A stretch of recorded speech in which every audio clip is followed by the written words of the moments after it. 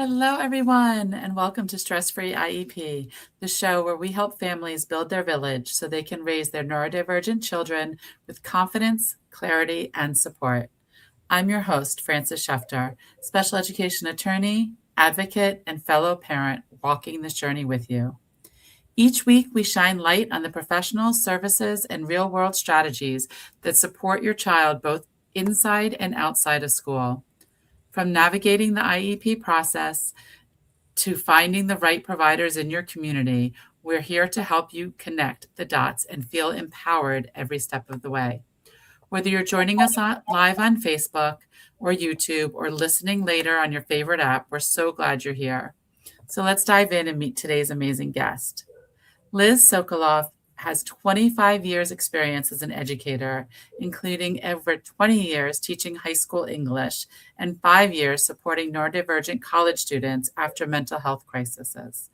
She continues to tutor neurodivergent teens and college students and recently launched NeuroPossible, an independent educational consultancy. Through NeuroPossible, Liz helps families find affirming post-high school paths, whether vocational, therapeutic, life skills-based, or supported college programs, so students can thrive and build bright futures. Liz, welcome to the show. Thanks so much, Frances. I'm really excited to be here and chat with you. I am so excited because this is definitely like the newest thing of being able to go to college or whatever your child wants for after high school. Because that transition is such a hard transition. And although schools are supposed to prepare the parents and the children for it, as we know, reality, they don't. And so you're there to help support families and help identify paths, right? That's right. And my business came out of having to do that for my own child, right? So I'm not the only one who pivoted their career because of having a neurodivergent child herself. That transition from high school to college, right? People talk about it as if it's a cliff, right? Because services that a student may have been having fall away. There are no IEPs in college, right? There's no 504s.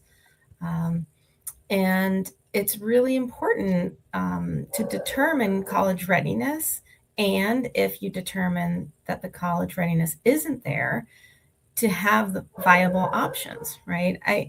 I was seeing a lot on, social media, your child should have these things in place if they're college ready. But there isn't much talk about, well, what if they aren't? Then what, right? And I'm trying to say, and if they aren't, here are some paths, that are supported and can help launch your kid to a bright future. So, yeah. So do you have, I know you said, is there like a checklist to know that your child is ready, or is it just more of evaluating? What does that look like? That's a great question. I mean, there are checklists online. Parents can search, Landmark College, which is one of 2 colleges in the country that is built from the ground up for neurodivergent students. They have a commonly used checklist. I think, though, that it's a good idea to customize a checklist, for your student. So just as an example, on Landmark College's checklist, I think one of the first questions is, can your child read 200 pages in a week, right? And I think that question should be updated for 2026, because what does reading even mean? If we're talking about an actual book, a lot of students aren't able to do that. But are we talking about an audible, right? Where you're listening to the audio, you're following along, where you've learned some assistive technology and you can do speech to text note taking as you're listening, right? And so I wouldn't want a student to say, oh no, I can't read in the traditional sense, because it's more nuanced than that, right? So what I do is I call it like a 360, where when I, meet with parents, I, of course, read the latest neuropsychological testing, and I do recommend that families get updated testing by the spring of junior year so that the testing can inform the direction, right? You can have a presenting question to the psychologist or the neuropsychologist and say, I'm looking for college readiness, right? Across these markers, academic, of course, cognitive, but also emotional regulation, executive function, and independent daily living skills, right? So that testing can be very valuable. So I'm reading that. I am talking to, if there is, a therapist with, permission, sometimes a psychiatrist with permission. I'm meeting the student. Of course, in person is preferable if we're close, but Zoom can do as well, because this is the student's journey, right? And they have to have agency, and they have to play a big part in it. And so, strengths-based and person-centered, it's a big decision to make. So I might also talk to a trusted teacher or a tutor or an advisor at school, right? Anyone who can help give a full picture. And, sometimes the narrative is cohesive and sometimes it's not, right? Sometimes one provider is saying this student is not college ready, and then everyone else is saying they are, right? So then the work is different angles. trying to figure out, what the story is. Right. Mhm. I always tell parents in 11th grade to get their children evaluated. And I always get pushback from schools of like, we don't need it to educationally plan. But it's always, we do, because we need transition after high school. Like that is part of the IEP. That is part of the IEP team's job, is to make sure the child is ready for this transition after high school and what that is going to look like. And for kids that have disabilities that are going to state schools, so they get 504s if they're at state schools, or ADA, they can still get accommodations under ADA, need that evaluation in order to go to the school and get those additional accommodations. Yeah, you don't just need the neuropsych for accommodations. That's really important. But also, if college isn't where you're headed next, you often need that testing to go to a program like a transitional life skills support program. They're going to want to read that neuropsych and have it be from 17 years old, not from 12, right? Right. And so I think, do you because schools don't generally do neuropsychs, do you recommend parents paying for a private neuropsych, or do you think the school evaluations are enough? Or does it probably depend? depends on the profile of the young person, right? A very complex case, probably a private neuropsychological testing is a good investment at that age, right? Right. Because it really, especially like I said, if you're making clear what you want that testing for. And sometimes it could be a narrower band. You could say, you know what, I know the IQ. I know where they are in math and reading. What I need to know is, functional, adaptive skills, emotional regulation. That's what I'm looking at.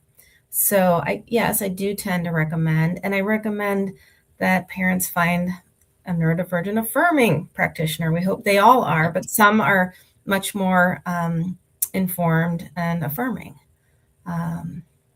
Yeah. Right. And we've definitely had shows on that often because it's important, because it's scary the times I've heard from professionals of like, oh yeah, that's not a real diagnosis, or that's not a real code. I'm like, or things like that, because it's not in their wheelhouse. But it's, instead of saying, oh, that's not in my wheelhouse, let's refer you to somebody else, they just say, no, that's not a code that I can give. Mm. Yeah. And Yeah. I think it's also important at that age for the student to read their neuropsych, or at least parts of it that families feel they're comfortable sharing. Because how else is a student going to learn, okay, these are my diagnoses, and this is how it functionally affects me in the academic world or beyond, right? If you have executive functioning challenges that show up on the testing, well, that may explain why it's really hard to keep your room neat, right? And so understanding that, and then being able to say, okay, I have this awareness now. What are the hacks? That's a word kids like, right? What are the hacks that I can do for my brain, right? How do I leverage my strengths to be able to be more functioning. And when you get a young person who starts to do that, that's when there's a lot of growth that happens. So I think, that neuropsych is important for self-awareness too. Yeah, and there was one, and I'm sure others do it, but I just always remember him, Ken Stefano. The first time I met him, I had a court case for a child, and I guess we got an IEE. I don't remember if it was paid for by the court or by the school, but he's the one that did the evaluation.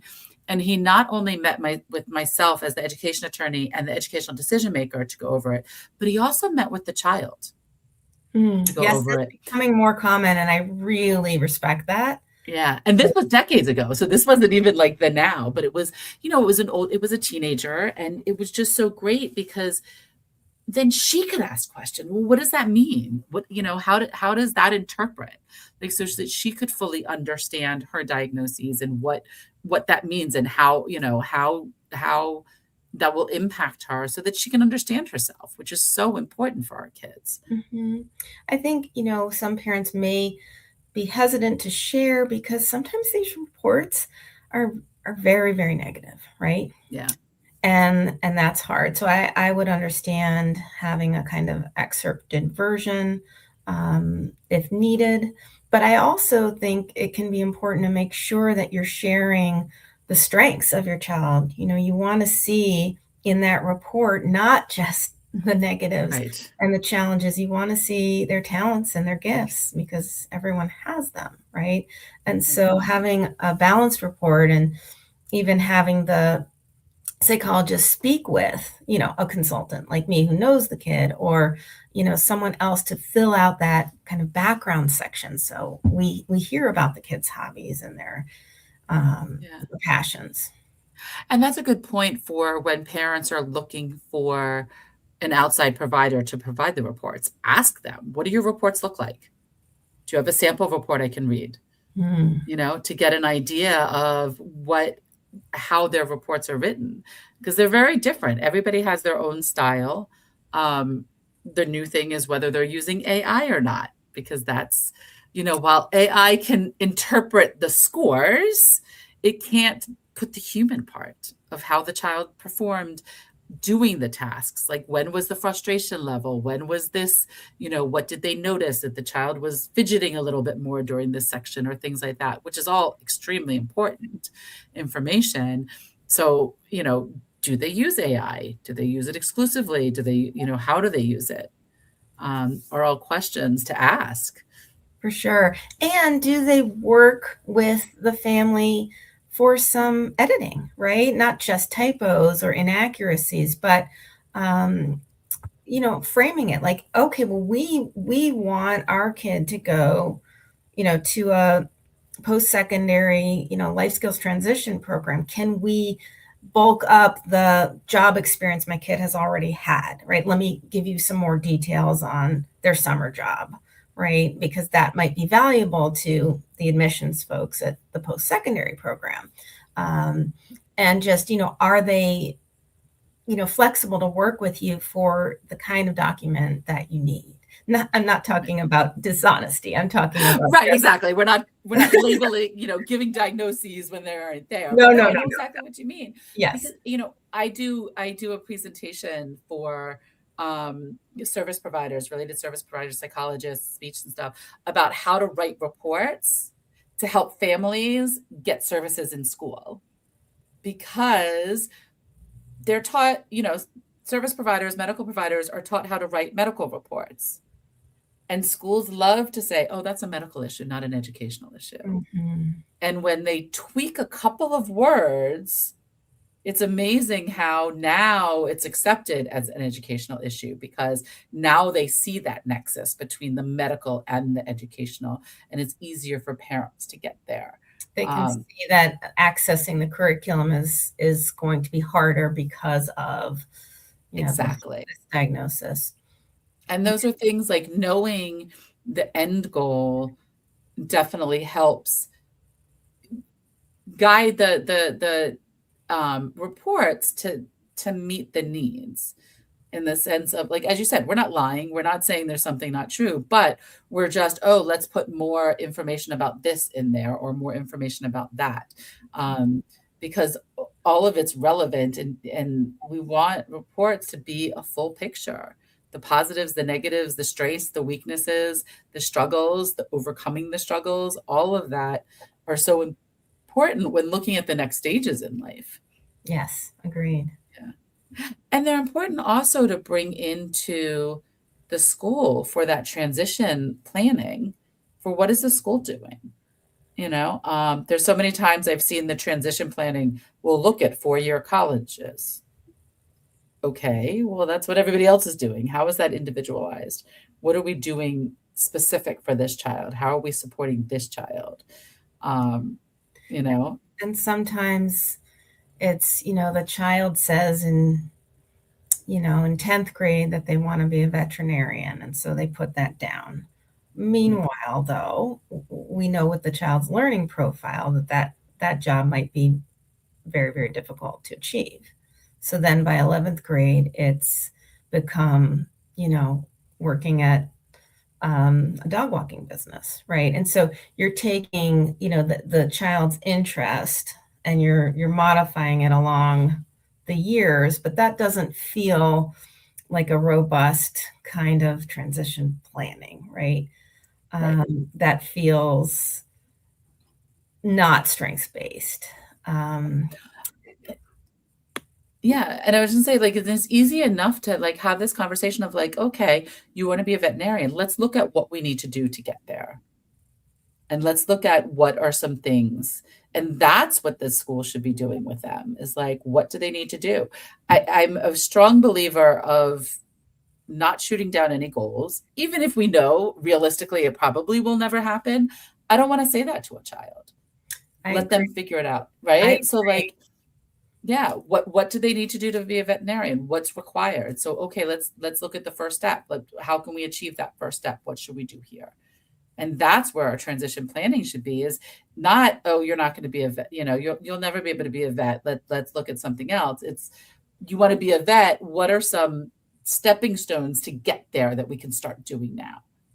And at the same time, it may be too soon to think of career, specifically if the baseline of emotional regulation and executive function and independent daily living skills aren't there, right? Then that baseline becomes a priority. And of course, you will still have goals, but in order to get to those goals of any career, we do need a student to be able to, take care of their body, take care of their hygiene, take care of their food needs, and basic cleaning and coping skills for when life doesn't go the way they're expecting, which happens a lot. And so, talking about college readiness, that academic piece, that cognitive piece isn't enough, right? Right. It isn't enough. So I had a client who tested, 98th percentile on all of those cognitive tests, was, twice exceptional with their intellect. They found me on the internet after they'd gone to college, and because they didn't have the executive function skills, they quickly became overwhelmed. They also had a comorbidity of anxiety, and so they began to isolate in the dorm room. And this is unfortunately, a too common story. And so the student failed out, right? And they were living at home for about a year and a half before somehow they found me on the internet. And it's usually, obviously, it's the parents who find me. So I was just very moved that this young person decided to, take some initiative. And the first step we did, after that 360, was just, some coaching around recognizing that this young person, just the anxiety was taking them down, right? And that needed to be the first piece that we looked at. And so this young person went to a program that is neurodivergent affirming.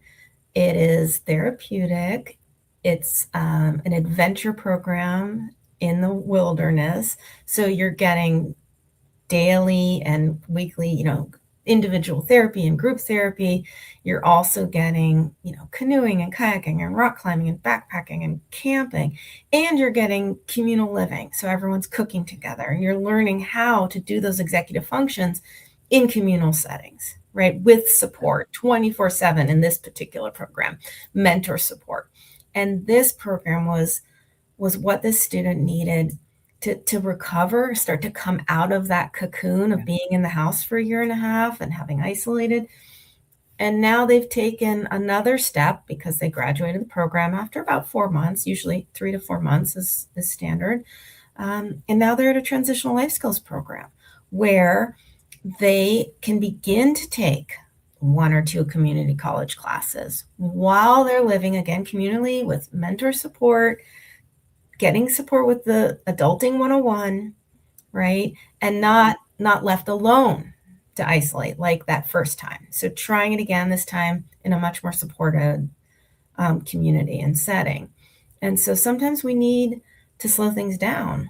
And that's what I mean when I talk about that foundation. Obviously, his cognition is there. There's no question, right? And I think college is within his abilities, but it wasn't when he didn't have that foundation of other elements you need.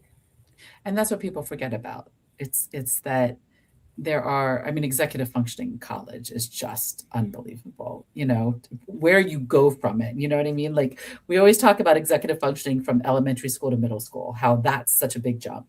And then again, from middle school to high school. But then you're going from high school to college and like, you got nothing.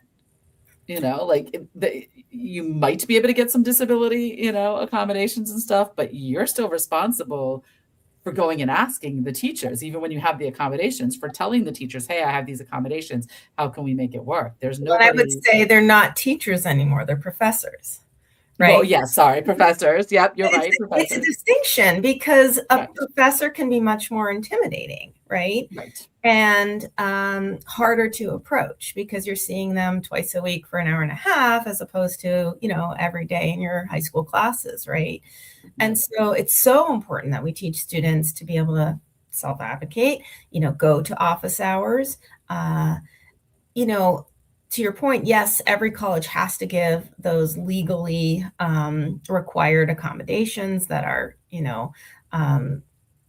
typically extra time or a distraction-free testing center, right? Every college is going to have that. But colleges vary widely on the kind of academic support they offer above accommodations, right? Baseline would be, every college is going to have a writing center staffed by a kid who did really well in freshman writing, right? And some of them might have, a study session for traditionally difficult freshman year classes like bio or chem or calculus. But there are colleges where they have, professional learning specialists who can give one-to-one executive function coaching. Sometimes, often, it's a fee-based program. Okay. And then there's also programs where, again, fee-based, it's a wraparound support for neurodivergent students, sometimes specifically autistic students, where not only are you getting the academic support, the executive function support, but social support is built in, right? So this young person who was isolating in the dorm, here there would have been a more manageable social outing to do with, his learning support program. So there are, programs, colleges that have really robust support, and it's often an important factor for our neurodivergent students to look at. So yes, we still want a student to, if they go to college, to be in a geographical region that works for them and to go to a school that has a major that they want to major in, and to be on a campus where they feel like, oh, these can be my people, right? Like any student. And we want to add very careful looking at the level of academic support. Is it fee-based? What do I get without paying extra? And if there isn't something, how can I put in external supports? right? So there are programs that will do, Zoom executive function for your college kid. And I do that work in my private practice. One of the first things I'll do with a college kid, certainly we want to meet before that semester ever begins, because I need to see the syllabi with them, right? And let's plug in these dates into the calendar of your, assignments, your due dates, your tests. And let's look at your weekly schedule, put your classes in. What I care most about, we can color code it and make it all pretty. I care about the blank space in between your classes, right? Yep. And you say to a student, well, what do you think is going to happen during that time? And they haven't thought about it, right? Go Yep. back to the dorm. Well, what might happen if you go back to the dorm? Video games, Right. nap. Okay, well, so you're a college student now, and your full-time job is being a student. So let's talk about filling that blank space with putting in 2 hours of work for every hour of class that you have. What? Yeah. Right. Yeah, right? You have to be preparing in between. And so, the work I do, I want to be proactive. I want, I'm doing this now with some of my seniors. They've submitted their deposits, right? They know where they're going. And it's getting them to visualize on a really granular level what it's going to look like, right? I have a student who's been accepted at a college where they're offering a summer class on Zoom, but as a way to get some credit and kind of ease in. And I said, well, remember, summer classes are really condensed because you're fitting in a whole semester's worth of work into, 6 weeks. What? Right. So there's just a lot of opportunities for education. I think the more students know what it's going to be like, the better, right? If they're going to go. Yeah. And there's also third parties I know a friend of mine has that are like, I don't want to say group homes, but kind of like that supportive, like off campus, that they live there with the mentoring support of the executive functioning and everything else, and other peers that are still going to college independently, but they have that home support to help with the planning, the scheduling, and everything else. You're talking about a program that's kind of like a private dorm where you live close to campus. Yeah, there are programs like that where you live in a supported living situation. You're getting the academic, the social, the executive function, and that dorm has nothing to do with the college other than being located in that town. Right. And so the students expected to go to class and manage their daily schedule, but they have that support back at the private dorm. Yeah. Right. And there's also some programs where you can choose a college track. Typically those programs, it's going to be community college or a vocational track, right? Where you're starting out with internship and moving to job. But again, having folks in your apartment checking on, how you're doing with meal planning and supporting you with cooking and cleaning and those things. And that's where, like, when you go back to the neuropsych eval, of those are the things, the adaptive living skills and things that you want to dig into and see, like, where is it that your child needs the support? Maybe they're great at creating schedules and they want that schedule like every minute of the day planned out, but where their issue is something else. And so figuring that out so that we can plan fully to support the child where the child needs the support. Yeah, I think, it's better to start thinking about it sooner, right? Because if you can identify, with a consultant, or where are the gaps right now in your sophomore in high school, right? And maybe I help you find a summer program that can help, build some independence, build some skills, right, before junior year. So I do have some students who come to me, in that sophomore year, and then the parents have a lot of time to work on goals, right? I think a big goal, and this is part of executive function too is independent medication management. So I have seen students, clients fall apart at college on meds alone.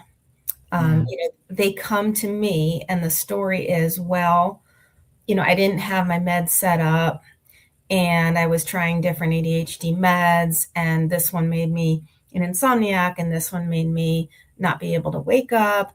And so I was missing class and everything snowballed.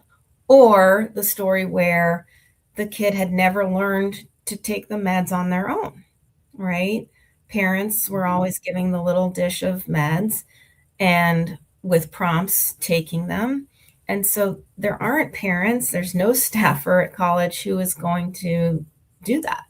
And so if your student isn't building that routine, which takes months, sometimes years to build, not only the memory to take the meds, but the executive function to notice when your pills are running low, to know how to order them, to know how to pick them up, right?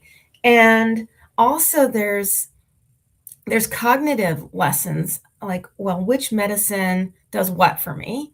Which one could I opt not to take for a certain reason, but which one can I not stop cold turkey or else this will happen? How do they mix with alcohol, right? All of these questions are pivotal for a young person to have a handle on before college.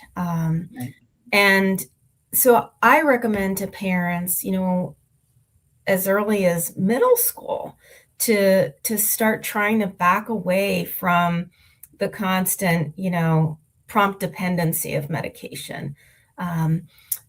You can move from a verbal reminder to just a gesture, like, point to the pills, right? You can get your student to start filling that Monday through, Sunday pill box.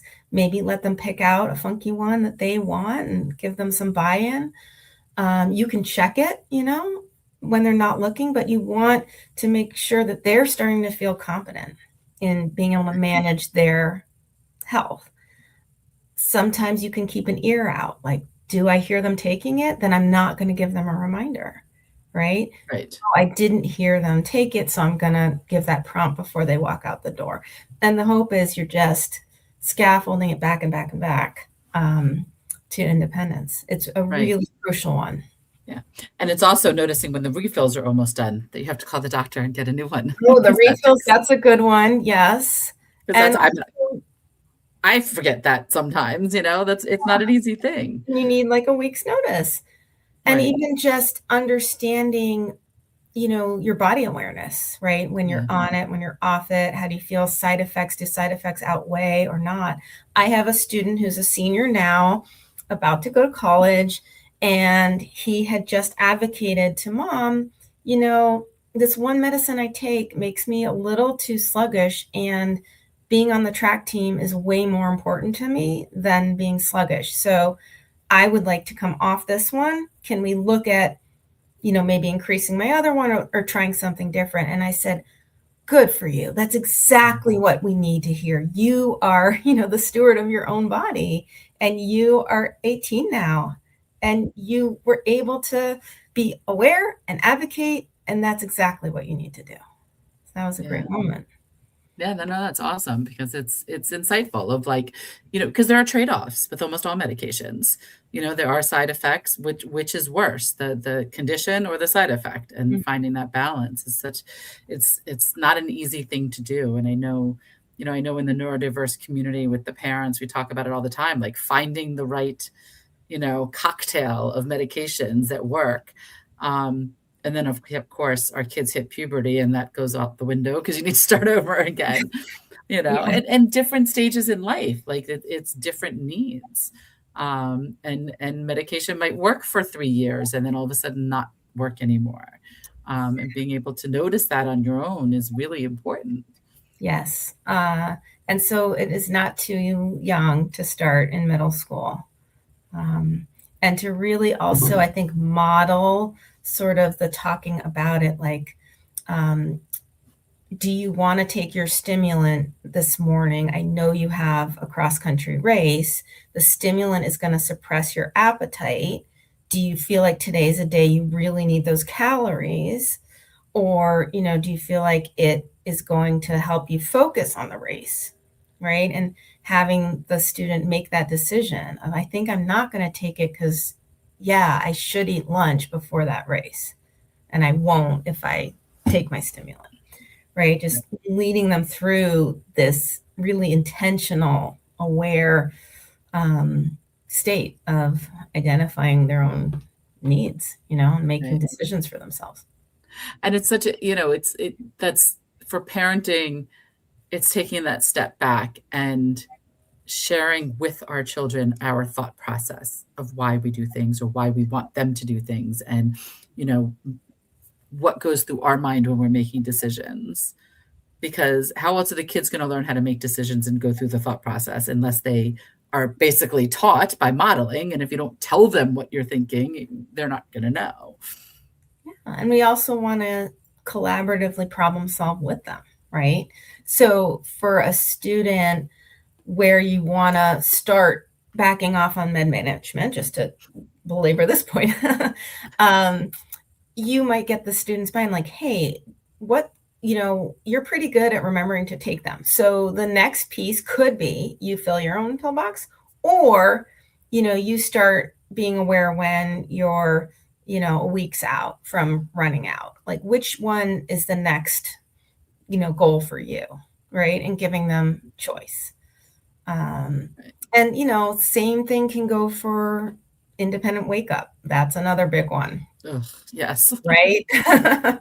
And so, your kid best. If they're not a kid that you can go cold turkey with, right? Like you need to get up on your own, then the collaborative problem solving of, okay, so this is the way it's been. I go in at this time and then dad goes in and then I go in again. And then usually by this time so do you want to get that down to like 2 reminders?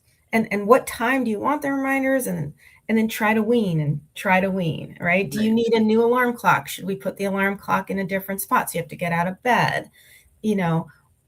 Brainstorming in a collaborative way so they have buy-in, right? The process. Yeah. And learning it at home while you have the fallback, while you're there as the parent, as the fallback, that you can be there too, like, oops, it didn't work this time, let's try again, versus trying to figure this all out. Your first semester of school is so overwhelming. And then that's where our kids fail because they've never had to do any of it. And they're just kind of thrown into it. Mom and dad aren't there to support or to pick it, to catch the little, slip through the cracks and do things. Mm-hmm. And so if the parents start letting go as the child, junior year, senior year, then they can still be the fallback there for if it doesn't happen, and still teach the child to be able to do it more independently. Yeah, I would add, it's important to see them fail, right? Before they go off to college. So failure could be they forget their meds. You let them forget their meds. Yeah. And then you see how they feel having forgotten them. How was it focusing in school today, right? Right. Having a failure where you're going to be there to say, well, you skipped yesterday by mistake. We should make sure that you definitely take them this morning. But how was it for you, right? So that they know how to rebound. They have that awareness. They sleep in. They sleep. Maybe mom and dad are out on a walk one day a week, and it's your responsibility to get up. What does it feel like to be that tardy, right? Yeah. So to kind of live with that a bit, like you say, when there's a safety net, right, so that they can learn from it. Yeah. So for our listeners that are like, oh, wow, this is interesting. So your process, you help with all of this, like deciding what's next, do the interviews, find out which path is right for the child, right? Yeah. And for some students, it's obvious that they're college ready. Okay. And we just want to find a really supportive college like I said, that has robust academic supports. And I can lead students through, the college essay. I mean, I was a high school English teacher for over 20 years. Right. So I taught the college essay for over 25 years. So I can help with the essay and the Common App and the list and all of the things, applying for accommodations. So there's that path. There's also maybe a student where parents know we're not even looking at college. We want to look at alternative paths. So we might need to focus on mental health. We might need to focus on independent daily living skills. And so I've been visiting programs, mostly up and down the East Coast, because that's where I live. And a lot of families don't want their kids to go too far. And trying to get a sense of what the peer cohort is so I can make a good match, right? And like I said, you can go to those programs and take a community college class, right? But the investment is not high stakes, right? Community college tuition, if it's in-state tuition, maybe it's $800 for a class. We're not talking about a great financial loss if it didn't work out, right? And or vocational paths. But then a lot of my clients were trying to figure out which is it, right? And so we might have both kinds of programs on the list, right? We might have some colleges. We might keep in mind, let's watch the developments of executive function, of, independent daily living skills. Let's set these goals. Let's see where the kid is growing. But if by May, April, we're not seeing that growth, you can defer, right? And you can make a plan for a developmental gap year, right? Where you're working on those foundational skills. And so some students do fall into that. We don't know, right? It's like, we'd like to see you waking up on your own. We'd like to see that the school refusal isn't happening as much, right? But that's a red flag, right? If we have school refusal, we don't have independence in certain areas, and they're not doing their schoolwork without, an army of support staff, right? Like private tutors and, the resource room. So there are red flags, and we want to, I help families take a realistic look at their child. And my mission is to avoid that crash and burn, avoid students going off who are vulnerable and unprepared. And, the 5 years you mentioned in my bio where I was working as an academic advisor at a mental health treatment center, that was this pipeline I was seeing. And so I said, well, they're getting great treatment here, but I wish they didn't have to. Like, I wish we could have caught them earlier. And that's what I'm trying to do with my work. Being proactive. Yes. And so what's the best way for people to get in touch with you? My website is neuropossible.com, and my email liz@neuropossible.com. I came up with the name because one of my favorite poets, Emily Dickinson, has a poem that starts, "I dwell in possibility." And I just felt that that's the way I wanted to view things. Some of our young people, they just need a smaller stepping stone first before the next stepping stone. There's a lot of possibilities. There isn't one path. It's okay to slow down. It's okay to normalize alternative paths. I think the more we talk about it, the better for everyone. Right. Not everybody needs straight A's and to go to Harvard or Yale. Certainly not. Okay. Yeah. So thank you so much, Liz, for coming on the show and sharing all of your words of wisdom. It's been absolutely great. And I hope that my listeners enjoyed this as much as I did. Oh, it was a treat to join you, Frances. Thanks for your great questions. Thanks for having me. Of course. And thank you all for joining us on this episode of Stress Free IEP. We hope today's conversation gave you new tools, insights, or just a little more peace of mind as you support your neurodivergent child. Next week, we will have episode 144, where Shabnam Bai will talk about early intervention in SEND and IEP systems. Don't forget to subscribe so you never miss an episode. And if you found this episode helpful, please share it with someone in your village. You can always learn more or connect with me at schefterlaw.com or follow along on social media. Until next time, remember, you do not have to do it all alone.